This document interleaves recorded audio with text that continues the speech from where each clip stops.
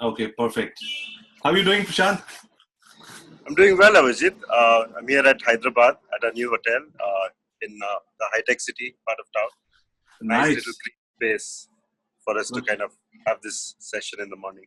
And good Lovely, weather today, 26 degrees outside. lovely, lovely.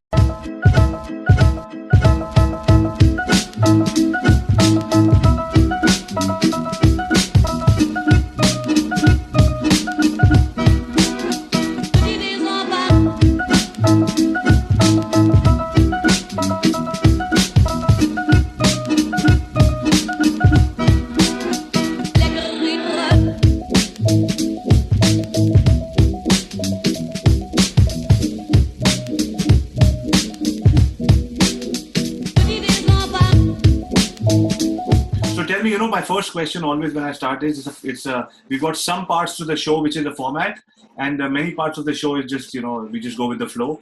So the first question always is, what's your story? So tell us about yourself, how you grew up, where you grew up, cricket, Bollywood, girls. What was encompassing your mind when you were growing up as a child? How did the journey start? Well, I come from a small town called Mangalore on the west coast of India. Population of 1 million even today, so somewhere in the 90s in terms of population ranking. Um, Quite an old family business, real estate and transportation. We were building this mall when I was growing up, when I was in my early 20s, and I was helping lease this mall and space. And in smaller towns, it's easy to lease the ground floor and retail spaces. It gets much harder when you try to lease the upper floors. So I was thinking, at the same time, hotels were very expensive back then. A very ordinary hotel with basic standards could be almost $50 plus, close to $100 sometimes. So we were thinking that we have to create maybe a solution where we can create value to these building owners and help them use that space better. And on the other hand, we can also create a new product of very classic business hotels without frills for people who travel often. FMCG, pharma, consumer durables.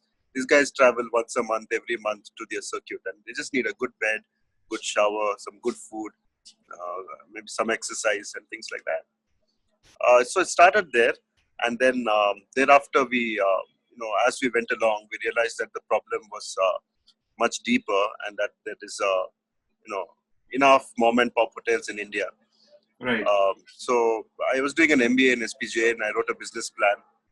We did the first edition of the Economic Times Power of Ideas, Mm-hmm. and we came up as runners-up, I think.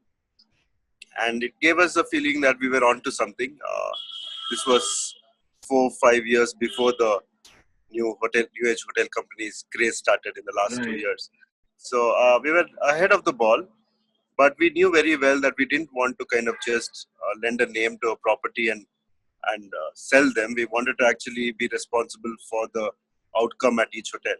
Hmm. And my view is that we looked at a very Uberized model back then, and we felt that there's too many touch points in a hotel. If you don't pay attention to the people and the training and the operations and define and own the operations, then it's very hard to get repeat business. And from your position how important loyalty is to keep these hotels occupied. Sure. So it's difficult to get people to come once, but if you keep them happy, getting them back is that much easier. Right. Um, Besides that, it's a boring life. It's a regular life, nothing special. I went to residential school for 4 5 years. It kind of makes you resilient to shocks and difficulties. Hmm. So, staying power, that's the key word, I think, for this. Right. So persistence and resilience. Okay, so tell me, so that's how you started, and so then when you started this hotel company, what were the thoughts going around then? Do you always start, because a lot of people who watching this show are people from the hospitality trade, but a lot of people who watch this show are just entrepreneurs and people like to, looking to get inspired. So when you start, do you always have the end in mind? Some people say the end could be an exit. Some people say that the end could be, 50 hotels or, a grand vision. And some people say that, enjoy the process, don't have an end in mind. So what is your suggestion there? Well, I think man proposes, God disposes. So you might have an idea and a plan, Hmm. but the one feature that kind of keeps um, you know, getting proven in the process of a journey of an entrepreneur is that you have to be ready to turn on a dime. Hmm. So global situation changes. We started this company when hotels were very expensive in India, and there was a very high demand and very poor supply. And the next 10 years, we had the opposite situation. Everybody built hotels. We had very high supply and very low demand. Right. So we were born right in the middle of a recession. Hmm. By the time this business plan went to the ground and I got my first funding, we were right in the thick of a recession, and it was the worst time to build a new business. Hmm. But perhaps in hindsight, it was the best time to build a new business Hmm. because you learn to be frugal, you learn to value your capital, you learn to put your money absolutely where it's required, and it doesn't allow an entrepreneur to be responsible with the way he plans things. Right. We just wanted to get to size. We wanted to create reputation, and we wanted to get to size. We don't want to be the largest player. We want to be the most admired player, which means that in the eyes of our customers, we want to be the best hotel chain out there. And that a lot of that has to do with value. So we're trying to keep a price bracket in mind. That's our fundamental philosophy. All our products are flexible, but the price bracket of each market that we go to is inflexible. So if we know the market and we decide this is the price point what we want to be at, then we'll design the product to make it worthwhile the hotel owner's time and our time and our customers' time. And India is a unique country. You can't take one plan and roll out. So you might think that you'll prototype Bombay and then you'll roll it out to the rest of the country. Right. But that wouldn't work either. You have to treat India like 15 different countries, and you need to plan for each area, for each territory. The food changes, the culture changes, the people changes, the attitudes change. So you have to keep factoring that into your plan and keep modifying your plan to account for these things. So the one thing that's absolutely clear to me is that you can't be inflexible on your plan. You have to keep it open to what's happening in the world around you and what's happening in the micro markets. Got it. Okay, makes sense. So tell me, Wes, as the journey of on an entrepreneur begins, and like yours began, a lot of changes happen because you are so governed by regulation, you're governed by market sentiment, demand, and all of that. And now you're saying in the last 10 years, the Indian hospitality market has turned on its head, and now it's more supply and less demand. So what happens now? I mean, do you still keep powering through, or you slow down on the number of hotels? Or you look at the long-term vision and say these cycles of demand and supply will keep happening. We have to sort of create a global footprint or an India-wide footprint. So it's a very cyclic business. So when I said the next 10 years were really difficult, the things have changed a couple of years ago. So demand is back on the rise. The minute there's oversupply, new supply stops, and then we have to hope that the economy grows. And when the economy grows, new demand arises, and then again supply takes time to catch up. So we are now going through a phase where occupancies are through the roof, at least as far as we are concerned. I think none of our hotels have less than 80% occupancy at the moment. Right. Which basically goes to show that if you put a good quality product out there and you play for the long term, you don't worry about the short term supply and demand cycles. Pick good markets. Let me give you two examples. Pune and Jaipur, two cities that reeking of oversupply for the last 4-5 years. And the last year, they've shown massive rebounds. So both of them have grown RevPAR terms upwards of 20%, which goes to show that you have to hold it out. You have to build a product that can survive in the lean period and that can mine in the good times. So there has to be a certain elasticity to the product that you put out. It must be not too expensive to operate that you can't sell it at a lower price when the time requires that. And when the market is ready to pay, your product must be good enough to charge higher and be able to keep the value perception same in both situations. So you pay 2,000 rupees a night, people must feel it's good value. But tomorrow, if you charge 4,000 a night for the same product, people must still feel it's good value. Right. So you have to be able to scale up and scale down the operations and the service layers, the service design to keep up with what the market is doing. And so in a manpower intensive business, to be able to add these layers and remove these layers and be as nimble must be a big challenge. Yeah, I mean, in the end, if you're a Mango or if you're not to use names, but if you're one of the larger Indian luxury brands, you're finding your people from the same pool. And unlike many other Western countries, people who do service in India they don't themselves have an empathy of service. They have not been served. So if Right. you have a hotel in the US or in Canada, for example, they'd finish their shift, they'd walk across the road to a Starbucks, and they in turn would be served by someone else. So they Right. understand what it is to be served. Hmm. Now, the people in Indian hotels, they don't do that. They don't walk across to the Starbucks. Right. An indication of the economic condition of this country, and where Right. manpower is still very affordable. And because it's affordable, it gives additional value to customers to be personalized, to be served well. And we've created relationships with skilling centers. One of our primary investors, Island FS, have 40 skill centers across the country. So we've adopted a few of them, and we get these dedicated batches of 30, 40 kids, young boys and girls, very eager to work and prove themselves. They're also open to move around the country. So we move them around. We provide accommodation at all hotels. This really helps, for our staff. And Sure. this really helps us to move people around. So, and if anybody is willing to grow and willing to move, those people grow very fast in our company, and they can have a 15-year career in 5 years by just, prioritizing what's important to them and committing to the job. Excellent. Now coming to the side, we talk about demand and supply. So it's not hoteliers versus hoteliers. It's not one brand versus the other brand. It's also all the hoteliers versus all the OTAs, and then it's the OTAs who are wanting to become hotel brands as well. So there are so many people who are fighting for the same customer. Where do you see this going? Yeah, that's a tough one. I keep getting asked that one a lot, and you Hmm. think the answer is simple, but it's not. Um, it depends a lot on what the big movers do. So when we started the concept of OTAs about 8 9 years ago, when it really started taking root in India, everybody saw them as friends, which basically means that they help you fill up your occupancy, and they spend a lot of money to do that. Right. And definitely that's a valuable relationship, because I don't think hotels can spend that kind of capital on marketing. Um, Having said that, in any business, you mustn't depend on another business to, for your revenues Sure. beyond a point. So, I think the happy number is about 20% from any one client. Right. So, I think it's important that if we treat OTS as one of our buyers, and if they are going to own more than 20% of your business, then you're putting too many eggs in one basket. Hmm. What's happened is the OTS have gone to war against each other, and Right. they've been egged on by new age aggregation type hotel companies, which are many ways a OTA with a uh, one more layer of hotel branding, Sure. and a lot of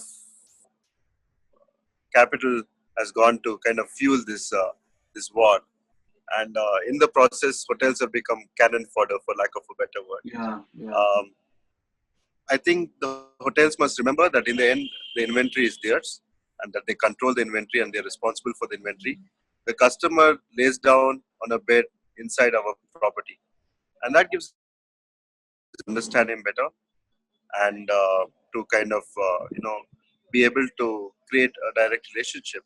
And I think we should use that to our advantage. And you know, while the OTAs have to generate and originate customers, I think the hotel's job is to keep them and nurture them thereafter. Right. So Prashant, tell me, what in the old school philosophy that I have, and I call it old school because a lot of people challenge this.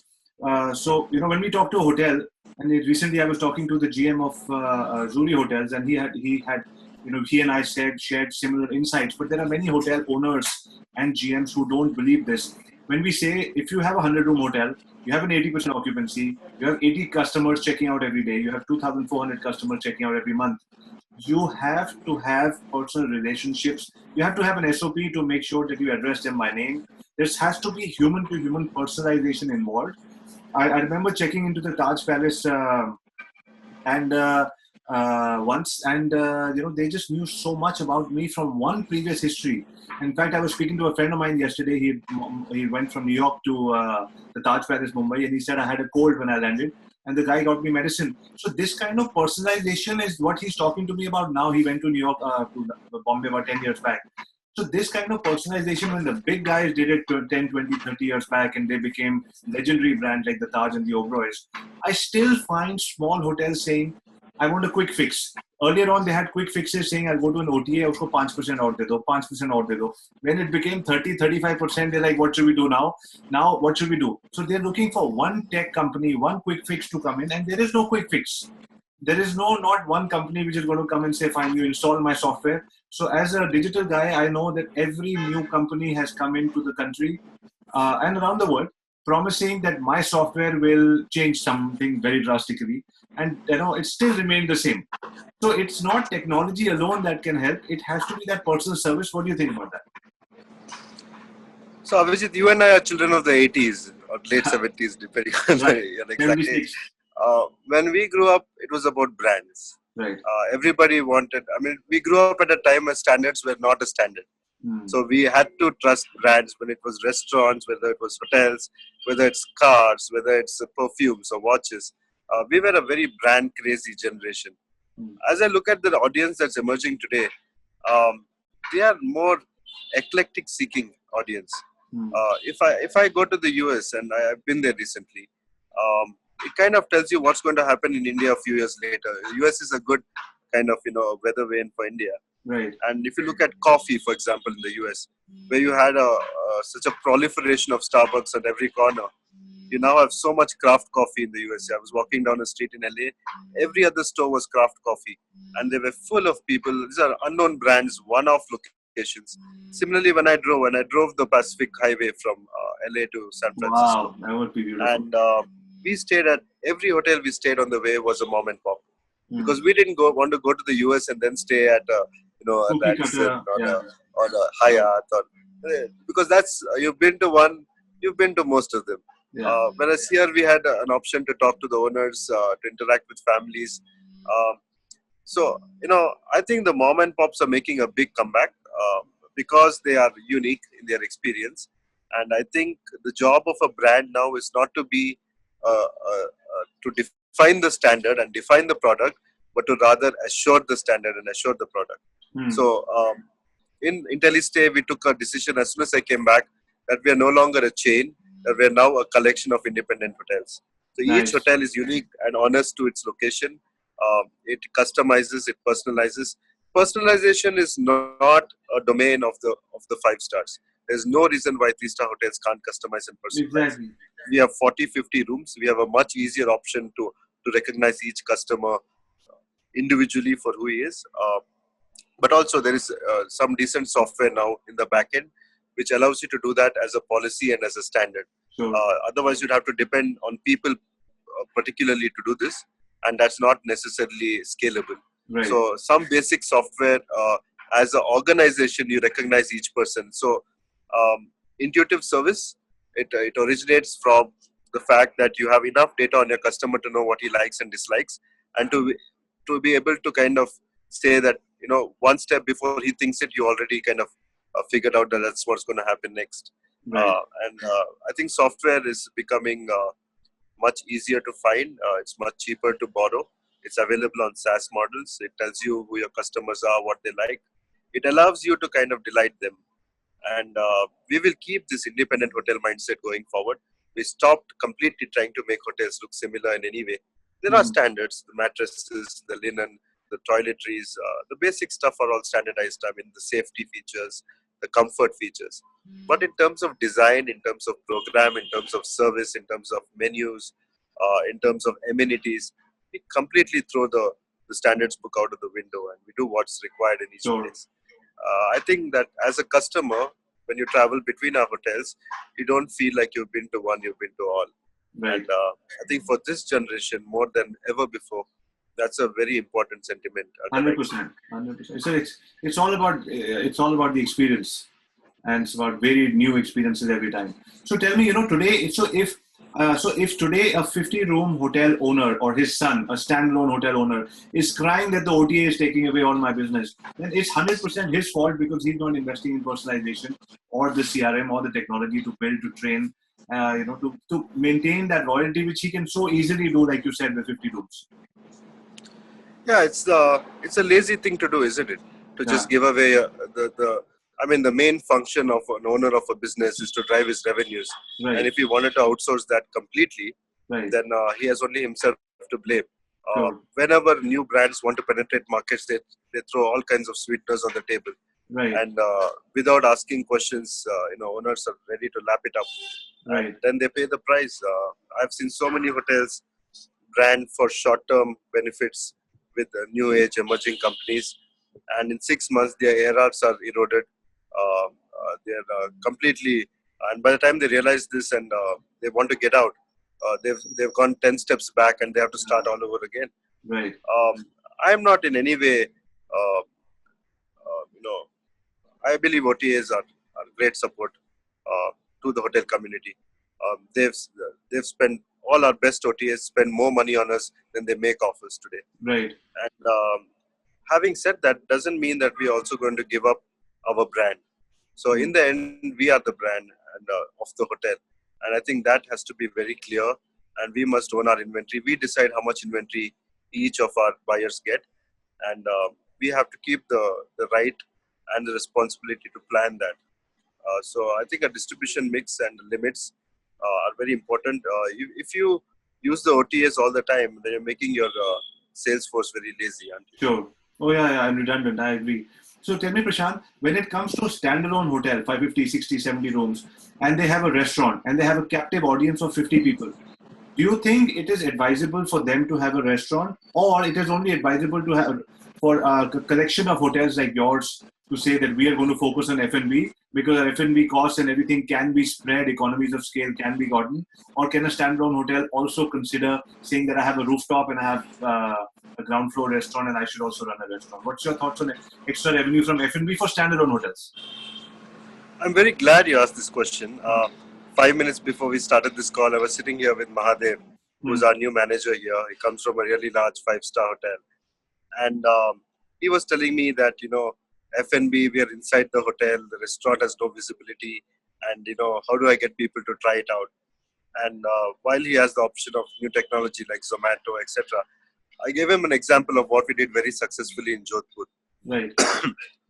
With Mango Hotels, when we are in the large cities, we are more room focused. We have larger inventories. Our food is lighter because there are a lot of independent food businesses in those cities. And you don't want to take these on because there are entrepreneurs behind these businesses. Sure. And entrepreneurs will do a better job than a company no matter what. Okay. But when you go to smaller towns, the rooms become a less critical part of the business. There is not that much demand. So you should do a lesser number of rooms and you have to scale up your F&B a lot because F&B tends to be not as organized in smaller towns.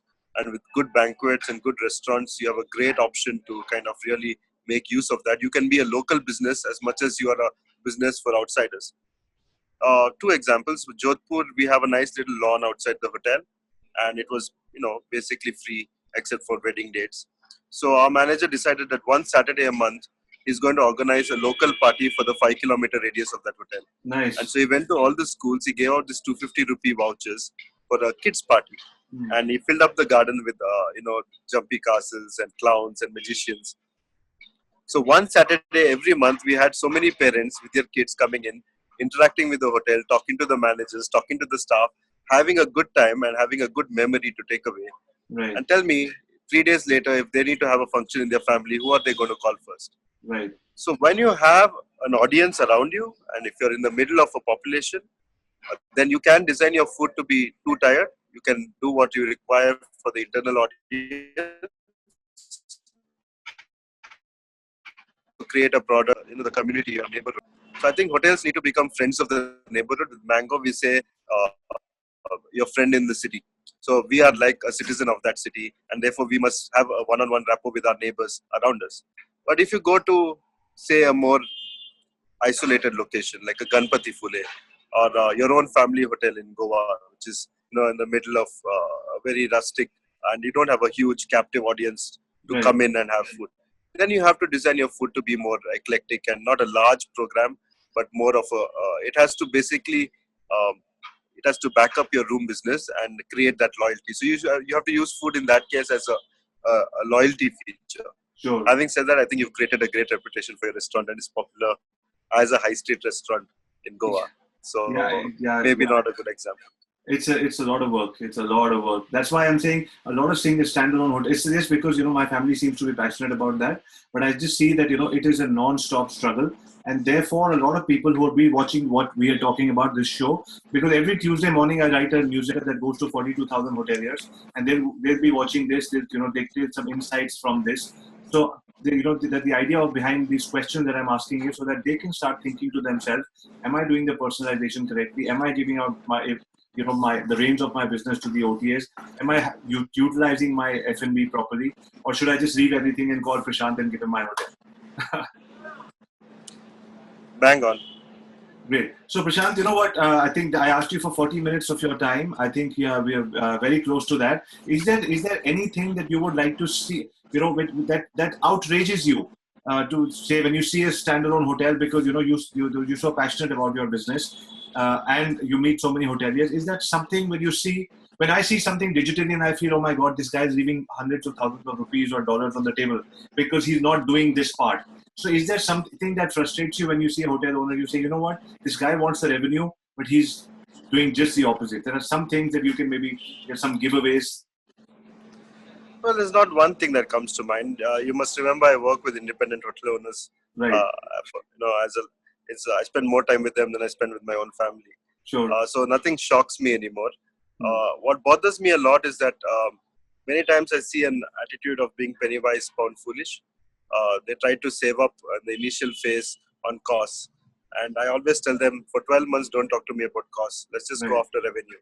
When we know what revenue can be achieved, that's when we should look at costs. Because if you use cost to lead your plan right up front, then you're basically you define the limits of your revenue even before you tested that. And that bothers me a lot. It takes me a lot of energy to explain that. And I feel like I'm offering an MBA every time I sit with them and kind of, explain how this works, that there is a lead time and that you have to invest before you can get some returns. Right. Having said that, we break even pretty quickly. So it's usually a matter of a month or two before the trust builds up between the brand and the owner. The other thing that bothers me a lot is this home away from home concept. I mean, if I was paying top dollar for a hotel, I don't want to feel like I'm at home.